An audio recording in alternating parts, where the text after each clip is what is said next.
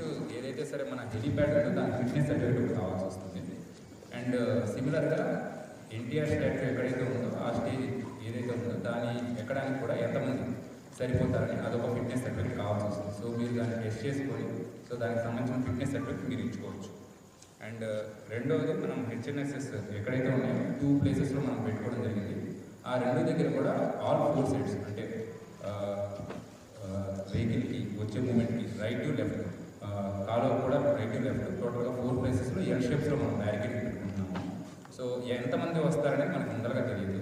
So దానివల్ల కూడా అక్కడ వేసే బ్యారికేడింగ్ కూడా కొంత స్ట్రాంగ్గా వేసుకుంటూ ఉంటే రిమైనింగ్ అక్కడ రోప్ పార్టీస్తో మేము మేనేజ్ చేసుకుంటున్నాము.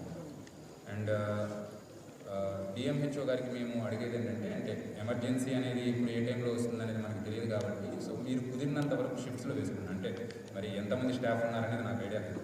సో మీరు నైట్ టైం అయినా సరే ఎమర్జెన్సీ అనేది ఎప్పుడైనా రావచ్చు. సో వివిఐపీగానే కాదు, సో సార్తో పాటు చాలామంది అకంపెనీ అవుతుంటారు ఎట్ ఎనీ కాస్ట్. వాళ్ళు 2 డేస్ ఇక్కడ ఉంటున్నారంటే ఫస్ట్ థింగ్ వెదర్ అనేది చాలా డిఫరెన్సెస్ వచ్చేస్తుంది. సో వాళ్ళు Vijayawada PHC Shantipuram, next press hospital, next area hospital. So ఇక్కడ మాత్రం మీరు ఏవేవి ఎక్విప్మెంట్ కావాలి all necessary equipment and your staff round the clock వీళ్ళు ఉండేటట్టు చూసుకోండి. నెక్స్ట్ ఫైర్ డిపార్ట్మెంట్కి సంబంధించేసి సో మీకు ఆల్రెడీ ఇందాక చెప్పడం జరిగింది. సో 3 వెహికల్స్ మీరు పెట్టుకుంటున్నారు కదా.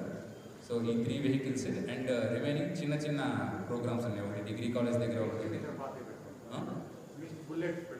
సో ఓకే, సిమిలర్గా మీ స్టాఫ్ కూడా అంటే నైట్ ఉండాల్సి వస్తుంది కాబట్టి మీరు కూడా షిఫ్ట్ సిస్టమ్ రన్ చేసుకుంటూ ఉంటే ఎమర్జెన్సీలో ఏదన్నా అటెండ్ అవ్వడానికి ఉంటుంది.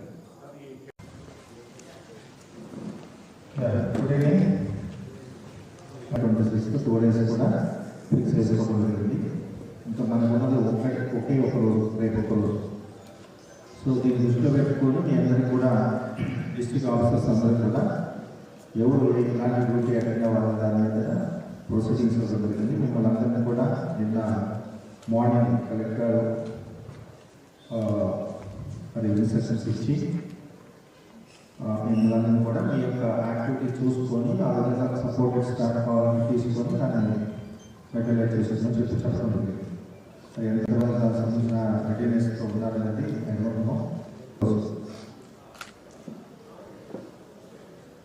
కాబట్టి ప్రతి ఒక్కరు మీరు ఈ టైం నుంచి రివ్యూ అయ్యే టైం నుంచి మీరు ఛార్జ్ తీసుకోకపోతే అది ఎట్టి పరిస్థితుల్లో కంప్లీట్ చేసుకోవాలి.